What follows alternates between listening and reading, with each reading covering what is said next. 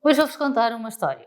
Uma história hipotética, não é ninguém específico, mas imaginem, o João tinha 52 anos, passava o dia a correr de um lado para o outro, comia mal, dormia pouco, acordava sempre cansado, mas achava, deve ser normal da idade.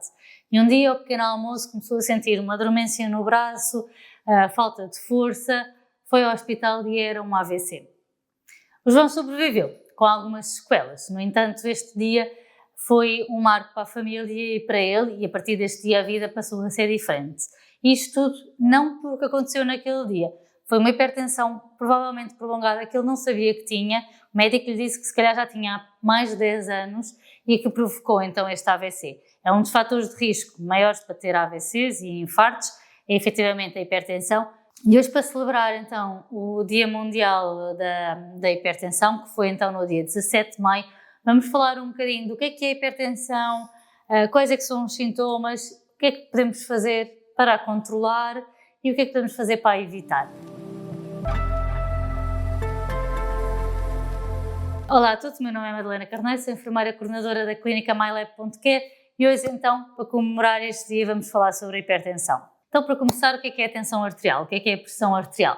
Basicamente, é exatamente aquilo que o nome diz, é a pressão que o sangue exerce quando passa nas artérias, ou seja, o coração bombeia e depois é o sangue, é esta pressão que é executada nas artérias que dá a tensão arterial. Portanto, basicamente é esta tensão. É normal que ao longo do dia tenhamos as variações da tensão, depende do que comemos, do que não comemos, estamos em repouso, estamos em atividade física, se tivermos um susto, se está calor e as nossas veias e artérias dilatam, temos mais tendência para ter a tensão a mais baixa, contrariamente quando está frio acaba por haver ali uma vasoconstrição. Portanto, isto basicamente é a tensão. O normal, como eu disse, é haver algumas variações durante o dia, mas não é suposto uma pessoa estar constantemente com a tensão mais alta. O que é que acontece quando a tensão está mais alta? O nosso coração acaba por trabalhar mais, as nossas veias tendem a ser mais resistentes, ou ficar ali com mais tensões, que não é suposto, e depois o que é que pode sofrer? Os órgãos, o coração, os rins, ou seja, depois o sangue não chega lá. Como é que isto pode acontecer? Porque é que a tensão pode ficar mais alta? Efetivamente, porque há uma vasoconstrição, portanto as nossas veias ficam mais finas, mais fechadas e faz com que a pressão seja maior, ou então o que é que acontece? Por exemplo, o colesterol alto faz com que haja ali uma parede de colesterol nas artérias, que também, como diminui ali o calibre da artéria, faz com que a pressão também fique mais alta. Por isto são alguns mecanismos. Se esta tensão está muito alta, se esta pressão fica muito alta, o que acontece é que o sangue, o coração tem que fazer mais força e o sangue não chega tão bem à periferia. E por isso lá está, pode haver problemas renais, problemas no cérebro, problemas cardíacos e também faz com que o sangue não passe tão bem, pode haver coágulos que levam a que haja então infartos e AVCs. Como disse no início, efetivamente é considerado um assassino silencioso ou uma doença silenciosa porque não tem sintomas. O único sintoma de tensão arterial alta, para além de depois aquilo que ela pode dar, portanto ela é um fator de risco para várias doenças, como vos acabei de dizer, mas o principal sintoma, o único sintoma de tensão alta são dores de cabeça fortes. No entanto, há dores de cabeça por muitos motivos, as pessoas normalmente não valorizam e nem sempre, ou seja, é preciso a tensão estar muito alta para dar estes sintomas. Por isso, a melhor maneira de perceber se têm a tensão alta ou não é irem avaliando. Não precisam de avaliar todos os dias, a não ser que tenham algum histórico familiar ou que já sabem que ela está a ficar alta, ou se por acaso avaliaram, foram ao médico e avaliaram e estava alta. Aí, se calhar, depois têm que fazer com rotina, até porque há uma coisa que se chama o síndrome da bata branca, que há pessoas que têm sempre a tensão alta quando vão ao médico e não tem a ver com terem a tensão alta, mas tem a ver com o stress que é provocado por irem ao médico, chama-se mesmo o síndrome da bata branca. Mas pronto, nessas situações em que tenham pontualmente a tensão um dia mais alta, deverá ser avaliada com mais frequência para perceber se é constante ou se foi naquela altura isolada. Em Portugal, cerca de 4 em 10 adultos têm hipertensão arterial, cerca de 2,5 milhões de pessoas, portanto é um número bastante grande, há muita gente que tem tensão alta e a maioria destas pessoas, ou muitas pessoas que têm tensão alta, ainda não está diagnosticada, portanto é uma doença que é muito silenciosa e por isso é muito pouco diagnosticado, há muita gente que tem tensão alta que não sabe, que na verdade só sabe quando tem AVCs ou infartos, que depois vai tentar perceber os fatores de risco e depois vão para o hospital e vai-se ver a tensão e têm tendencialmente a tensão para o alta. Efetivamente aquilo que os números nos dizem é que sensivelmente 1 em cada 4 pessoas tem então hipertensão arterial não diagnosticada e estas efetivamente são as pessoas que são um risco maior. Vou aqui só falar aqui de outra coisa, é que para além no risco maior destas pessoas não diagnosticadas, são as pessoas que efetivamente têm diagnóstico de hipertensão arterial, até está controlada com medicação e acham, já tenho controlado, se calhar não preciso mais fazer medicação, deixam de fazer a medicação, mas na verdade ela estava controlada porque se fazia medicação e o que é que acontece é que acham que até já está tudo bem, mas a tensão volta outra vez a subir porque não estão medicadas.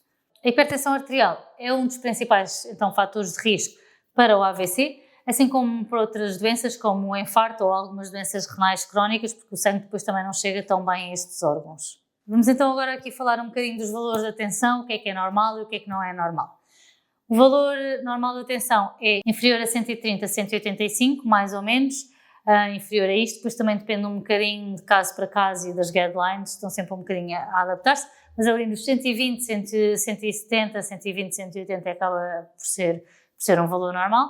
Superior a isto é considerado hipertensão arterial. No entanto, há aqui um valor que é entre os 130 e os 139, ou os 80 e os 89, acaba por ser considerado uma tensão arterial normal, mas para o alta, portanto, o que implica já alguma vigilância, e então a partir dos 140, 90 é considerado tensão alta. Portanto, estes são mais ou menos os valores de referência. Vai depender um bocadinho também de pessoa e se tem outros fatores de risco associados ou não. Mas se estiverem então acima dos 140, 90, com bastante frequência, mais do que uma vez em várias medições, provavelmente têm a tensão alta e devem ser avaliados por um médico para tentar perceber como controlar. Para ter a tensão alta existem vários fatores de risco, vou aqui enumerar alguns, quais é que são os fatores que desencadeiam a tensão alta ou de risco.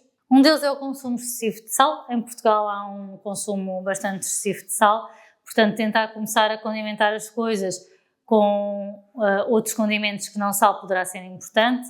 O excesso de sal efetivamente faz com que a tensão suba e fique mais alta. Normalmente até uma das primeiras coisas a fazer antes de introduzir medicação é ajustar a alimentação, porque pode ser por causa disso, por causa do sal a mais na nossa alimentação.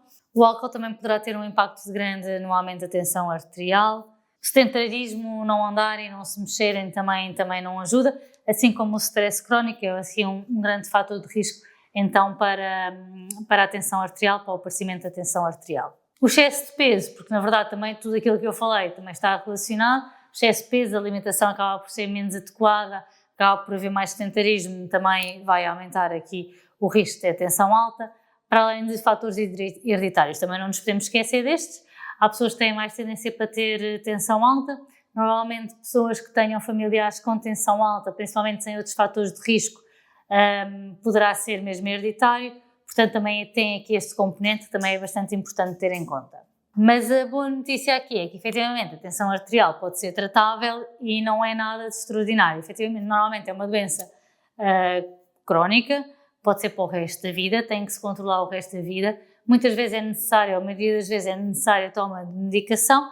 No entanto, numa fase inicial e até para tensões muito altas, às vezes a mudança de hábitos de vida ajudam a manter controlada e até podem evitar a medicação, ou até pode-se reduzir a medicação se adotarem estilos de vida saudáveis.